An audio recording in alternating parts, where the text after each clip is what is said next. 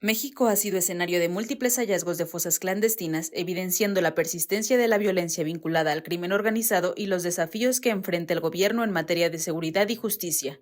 En enero de 2025, en Casas Grandes, Chihuahua, se descubrieron 72 cuerpos en 38 fosas, resultado de operativos basados en información proporcionada por miembros del crimen organizado. Simultáneamente, en Hermosillo, Sonora, el colectivo Buscadoras por la Paz localizó 39 fosas con 40 osamentas tras recibir una denuncia anónima.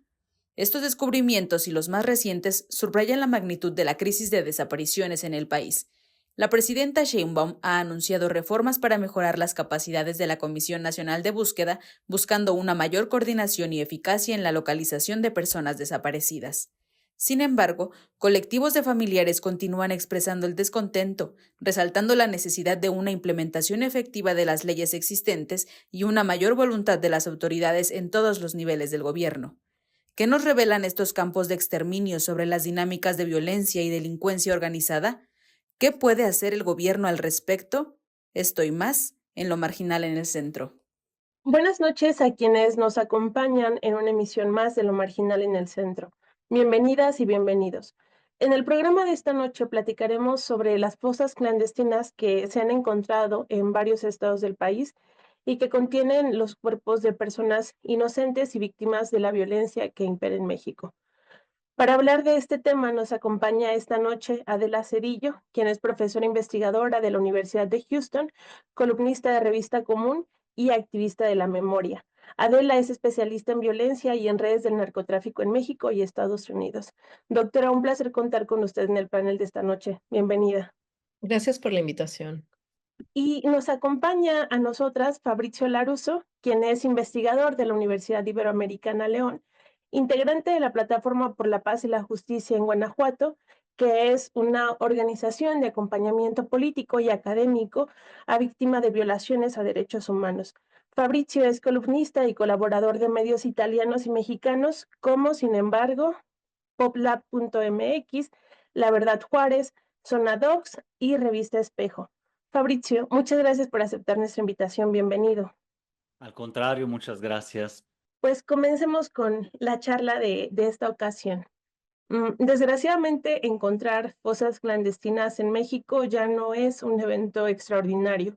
Los hallazgos de este tipo, en lugar de disminuir, van en aumento y parece que entre más se busca, más se encuentra, no solo porque se hallan más fosas, más espacios de este tipo, sino también porque se descubren cada vez prácticas más inhumanas. Los últimos hallazgos de esta naturaleza fueron a principios de este mes en los estados de Jalisco y Tamaulipas principalmente.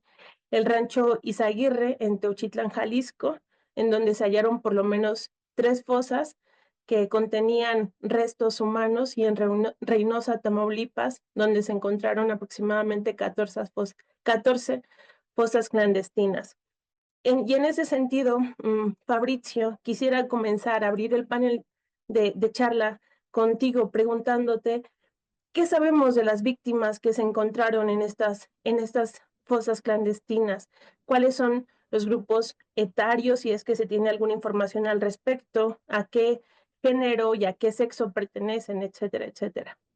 Bueno, primero destacar que están en curso las investigaciones por parte de autoridades. Bueno, primero fueron las estatales, ahora parece también las federales. Es posible que incluso la FGR atraiga el caso esta semana de manera formal, pero ya está trabajando en el sitio. Y que entonces lo que conocemos viene de testimonios de las personas buscadoras que acudieron al lugar, de los colectivos. También, claro, salieron fotografías de fotógrafos que acompañaron esa búsqueda del 4 o 5 de marzo pasado y de testimonios que las mismas buscadoras y o periodistas han recolectado en estos días, ¿no? Entonces, estamos a la espera de más evidencias y es complicado entonces contestar con precisión. Lo que se ha encontrado, sin duda, son prendas, zapatos, mochilas, cartas, cuadernos, listas, ¿no? Que pudieron pertenecer tanto a integrantes del propio grupo criminal en algún momento de esta historia, en algún periodo de los últimos meses o años, y no necesariamente inmediatamente antes de la búsqueda, es decir, en este 2025. También eso justamente es lo que se está averiguando, el periodo, ¿no?, temporal de uso para fines criminales de este terreno. Entonces, podemos hablar en general del perfil de las personas desaparecidas en Jalisco, en el país, que en su mayoría se habla de hombres jóvenes, ¿no? Entre los 18 y 30 años en su mayoría, y de mujeres, quizás que numéricamente son menos, es decir, el 25-30% de las personas registradas como desaparecidas en el país, y que sin embargo en su mayoría son menores de edad, es decir, en ese rango de los menores de edad prevalecen las mujeres, lo que habla de un patrón de desaparición y importante para las mujeres, que de hecho se investiga, debería de investigarse de otra manera, ¿no? Entonces, posiblemente, pues personas trabajadoras, enganchadas, personas que son insertadas a la fuerza en el grupo criminal, pudieron haber estado allí. Hay testimonios que hablan de eso. Sí, sin duda, esta forma, aunque sea muy general, que estamos teniendo de las personas que fueron encontradas, pues nos va arrojando alguna luz, no solamente de a qué grupo se les presta atención para reclutarlos para ciertas actividades, sino también cierta idea del tipo de actividades que se está buscando que se satisfagan con esta gente. Y también, sin duda, doctora Adela, algo que se ha puesto mucha atención es que estos espacios de hallazgo ya no solo son fosas clandestinas, sino que parece que nos están dando pistas de actividades que se realizan también dentro de este tipo de lugares, por lo que creo que es importante preguntar y comentar qué nos revelan estos campos de exterminio sobre las dinámicas de violencia y de delincuencia organizada actualmente en México. Creo que hay una falta de comprensión de este fenómeno en una perspectiva histórica, porque el reclutamiento forzado de personas de clase muy humilde, campesinos y clase trabajadora, no empezó por parte del narcotráfico, no empezó este sexenio ni el anterior, ni hace 3 sexenios. Es una práctica que viene de por lo menos desde los 70. Y este enganchamiento de, sobre todo, originalmente eran comunidades indígenas, ¿no? Por ejemplo, en el caso de la Sierra Madre Occidental, comunidades indígenas de la sierra, indígenas y campesinas. Entonces, los diferentes momentos en que ha evolucionado este fenómeno, vemos cómo esta práctica de reclutamiento, trabajo forzado, trata de personas, se va perfeccionando. A este punto donde hemos llegado, hay una máquina perfectamente diseñada, planeada, sistematizada, que consiste en esta constante abducción de personas. No es un secuestro, el secuestro es otro tipo de delito, es un error que de cualquier autoridad que quisieran tipificar esto como un secuestro, no es un secuestro, es una desaparición, que ese es el término pues que debería estarse usando, una desaparición forzada. ¿Por qué? Porque estos crímenes no solo son culpa del crimen organizado, las redes del narcotráfico, etcétera, sino que este conglomerado de actores, que es algo complejo. Estamos hablando de redes de macrocriminalidad donde agentes del Estado, de diferentes corporaciones policíacas, militares y de la administración pública están involucrados, están colaborando con el crimen organizado a través de mecanismos de protección o de venta de protección, de venta de las llamadas plazas, de venta de ruta de drogas. Entonces, esta colusión tan extrema a la que hemos llegado ha permitido el perfeccionamiento de este sistema. O sea, eso hay que enfatizarlo. Y las autoridades, no estoy diciendo que todas están involucradas, que todos son narcos. No, no, no, eso es otra concepción errónea. Lo que estoy diciendo es que este fenómeno no se explica sin la intervención de agentes del Estado, no se explica sin su carácter estructural, sistémico, que ha persistido y ha evolucionado y se ha perfeccionado a través del tiempo, y no se explica sin una profunda indiferencia de esa parte de las autoridades que supuestamente o no están colaborando con el crimen organizado, que dicen estarlo combatiendo, pero que en los hechos pues han sido omisas, han sido negligentes, no han hecho su trabajo a nivel ni judicial, ni investigativo, ni eh, cómo llevar a término realmente la justicia, ¿no? Que es lo que la gente ha estado demandando, no, no, no ahorita, no ayer, no anteayer, desde hace décadas. Justicia contra la desaparición forzada es un delito con una tasa de impunidad del 100%. Sí, sí, sin duda estos elementos que nos ayudan como a llenar de concreción un evento, una serie de eventos que acompañan nuestra cotidianeidad, pero que se ven, que parecen como muy lejanos y que parece que no se puede hacer nada. Sin duda, repito, estos elementos pues son muy útiles para darnos una idea de con qué nos estamos enfrentando y también pues pensando en que la situación tampoco se puede, bueno, algo curioso que acompaña estos hallazgos es que quien los descubre siempre es la ciudadanía, ¿no? La tendencia es que los descubra la ciudadanía, los colectivos de los que ya nos hablaba Fabrizio, conformados por personas que han sufrido en carne propia las consecuencias de las desapariciones forzadas y del crimen organizado. Y surge otra pregunta también difícil, pero que hay que hablar, creo, que tiene que ver con la normalización de esta situación.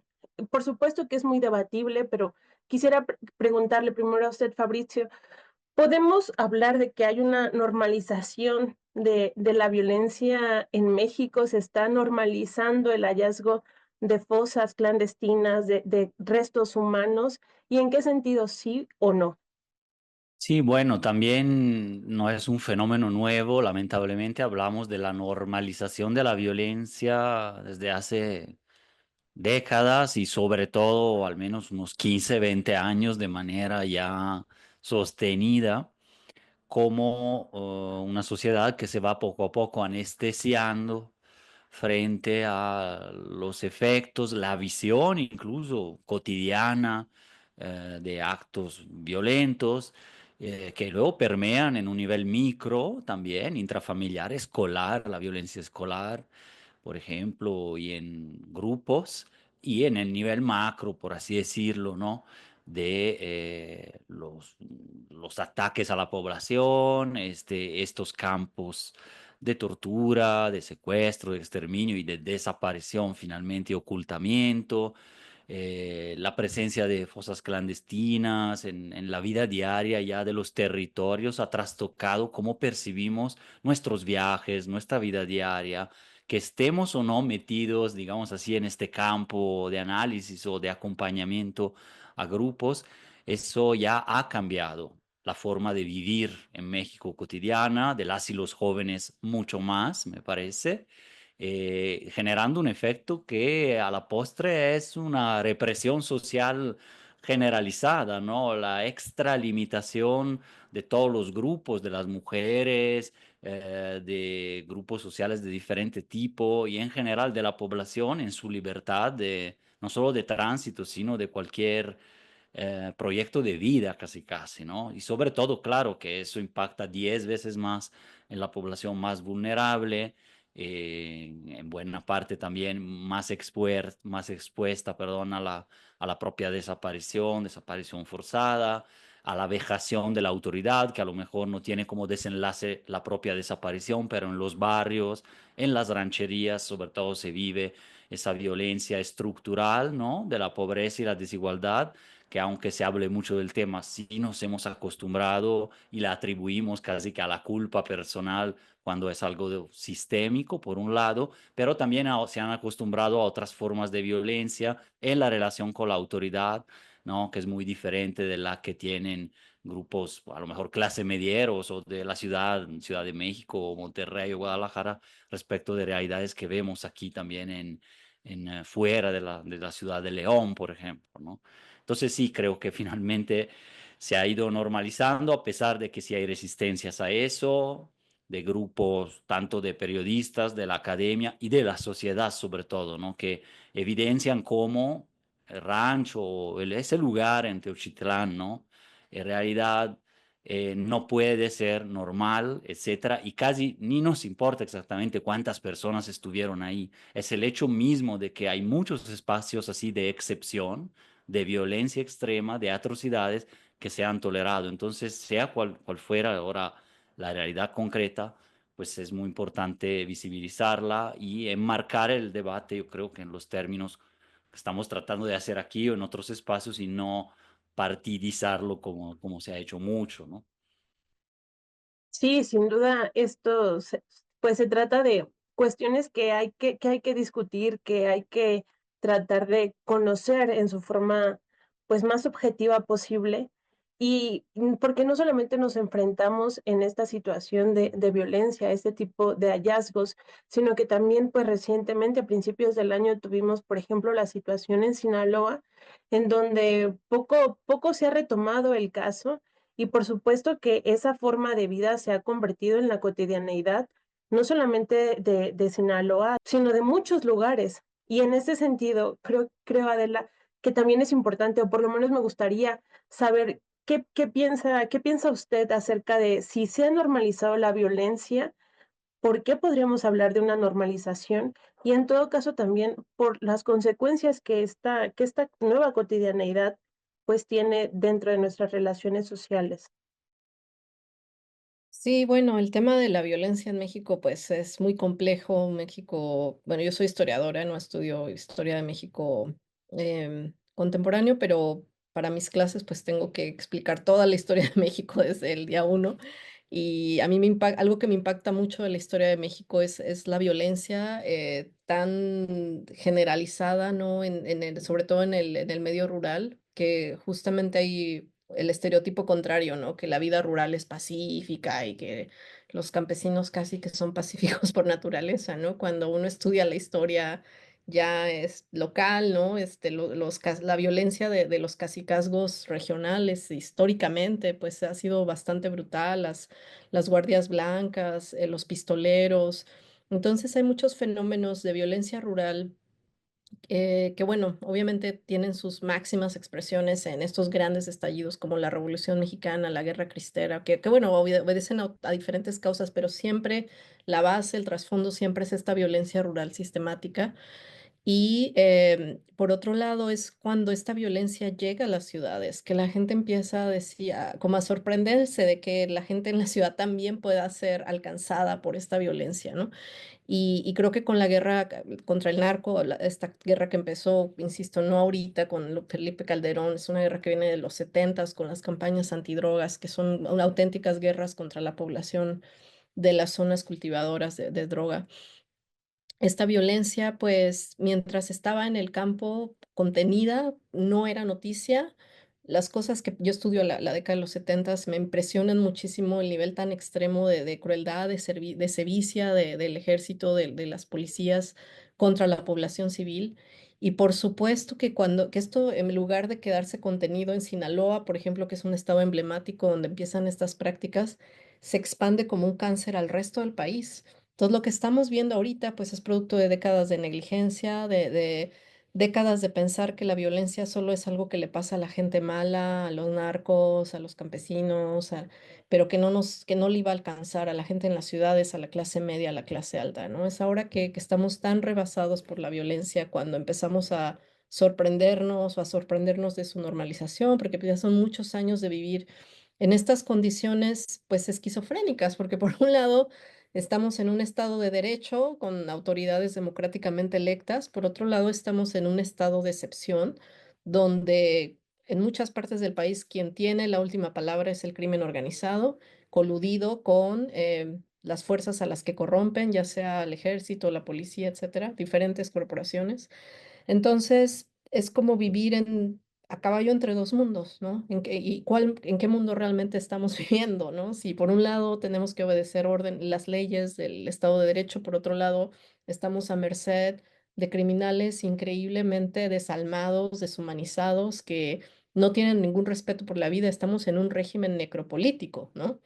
Entonces creo que esa confusión tan profunda, eso nos genera una disonancia cognitiva, porque realmente no sabemos en qué orden nos estamos moviendo. Entonces, más que hablar de normalización de la violencia, yo hablaría como justo de esa disonancia cognitiva entre la normalización de un régimen necropolítico en el que es como en el que estamos y sentir que sí estamos en un orden democrático. Creo que el abismo entre uno y otro, bueno, ni siquiera es un abismo, es como cada vez se va estrechando la separación. Creo que es lo que hace que este tema sea tan complejo, ¿no?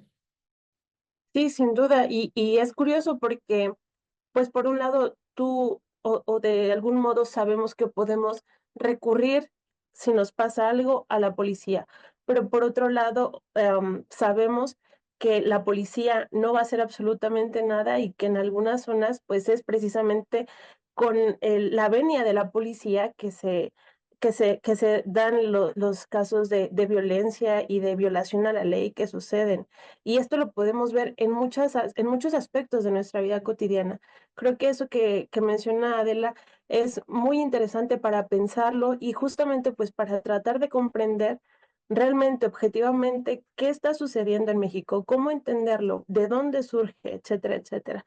Y para ir finalizando pues esta charla que sin duda en 30 minutos no podemos abordar todas las implicaciones que tiene, ni todas sus raíces, ni su desarrollo, pero quisiera preguntar en todo caso por el papel que ha desempeñado actualmente la Guardia Nacional desde su creación, el Ejército. Un poco ya hablaba la doctora Adela acerca de el desarrollo o la relación que han tenido las Fuerzas Armadas con las poblaciones, pero ahorita estamos viendo pues otra forma, digamos, porque quienes están actuando para tratar de poner estos temas sobre la mesa, pues son organizaciones civiles. Y en ese sentido surge la gran pregunta de dónde se encuentra el Estado, qué papel ha desempeñado y, por supuesto, qué tanto se puede hacer desde el gobierno al respecto. Me gustaría empezar con usted, Fabrizio. Sí, es tema complejo, claro, y tiene que ver con el patrón de militarización de la seguridad pública en los países de América Latina en general, también se ha dado en Colombia, en Brasil, desde Estados Unidos, digamos que es algo hasta casi global y últimamente se ve mucho más ahora con esta administración Trump, pero aparte de eso, en México ha tenido su propia línea histórica que no viene del siglo XXI, ¿no? Sino por lo menos el último cuarto, quizás del siglo XX, en donde ya se intersectan la llamada contrainsurgencia durante la llamada Guerra Sucia, digamos así, y el inicio, el principio de la guerra a las drogas, ¿no? Que ya había sido declarada por Nixon en el 71 desde Estados Unidos y empezaba a ser una práctica entre la contrainsurgencia militar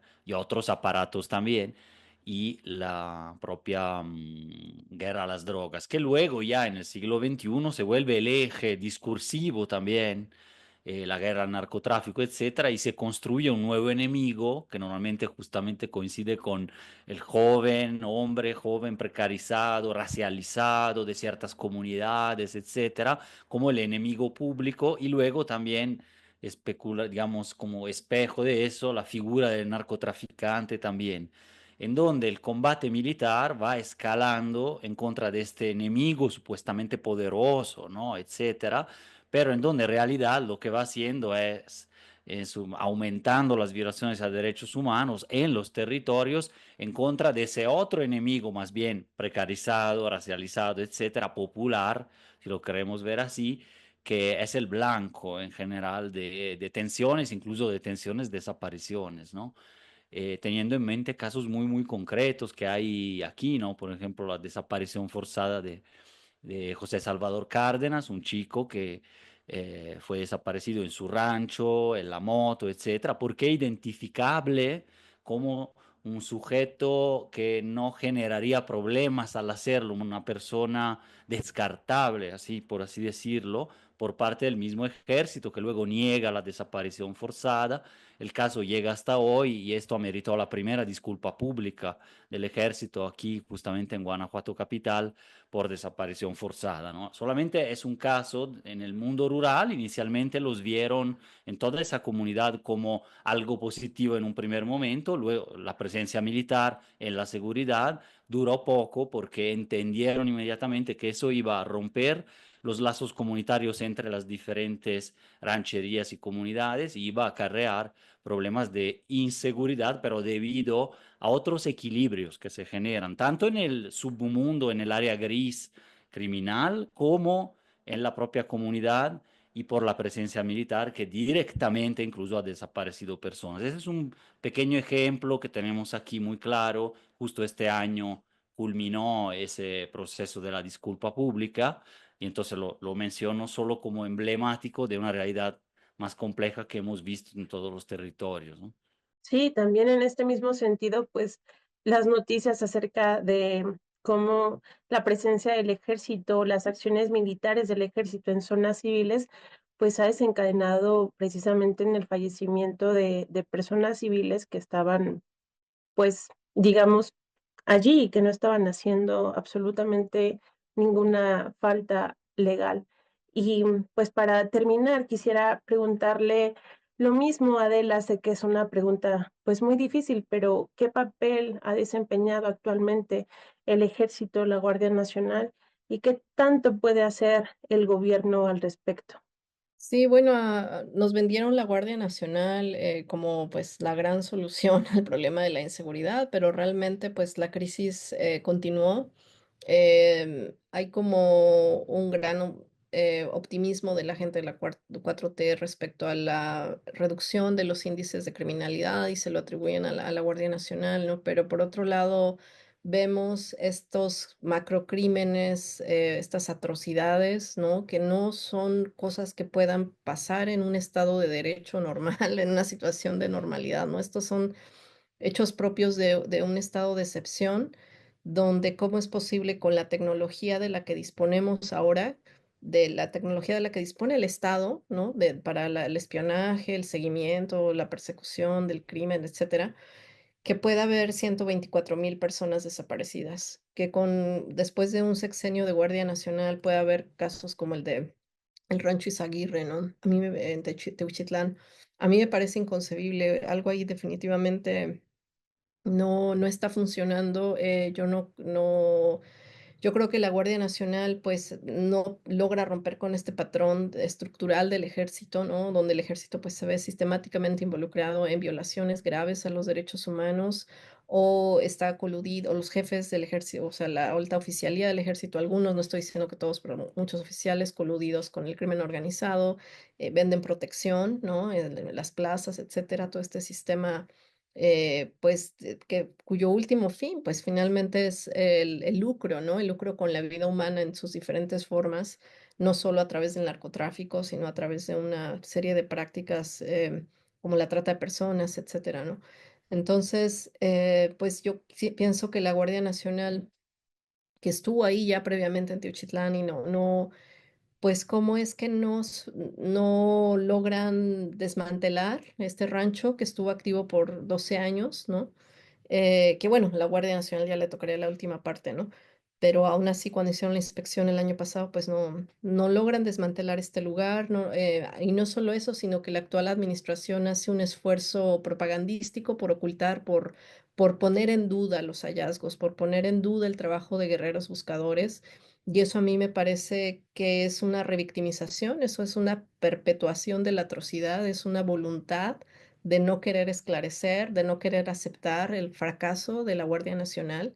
de este modelo que nos vendieron como ahora sí México va a ser un país seguro porque tenemos una Guardia Nacional y la Guardia Nacional pues simplemente no escapa a estos patrones de pues que han sido el modus operandi del ejército mexicano, ¿no? En los últimos, pues básicamente desde que se instauró el modelo contrainsurgente, de la década de los 60 para acá, el ejército ha hecho lo mismo que sabe hacer, ¿no? Que pues es no respetar, ¿no? El Estado de Derecho, los derechos humanos y no actuar, no intervenir para proteger a la población de estos crímenes atroces como la desaparición forzada, la tortura, la ejecución extrajudicial. Hay una ciudadanía indefensa y una ciudadanía agraviada y tratar de ocultar estos crímenes pues solo empeora las cosas.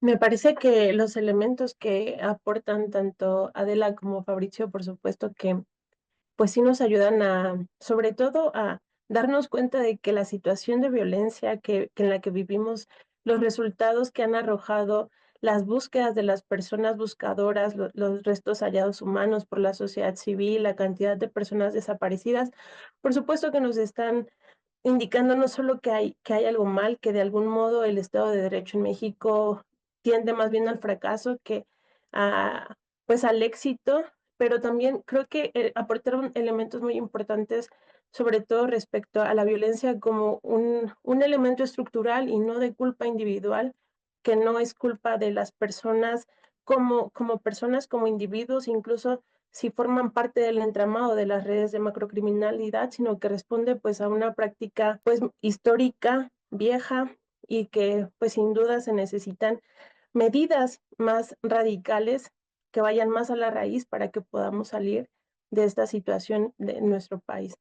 Agradezco mucho a Adela, agradezco mucho a Fabricio por acompañarnos, por aceptar nuestra invitación y agradezco a quien estuvo acompañándonos en esta emisión de Lo Marginal en el Centro. Que tengan muy buenas noches.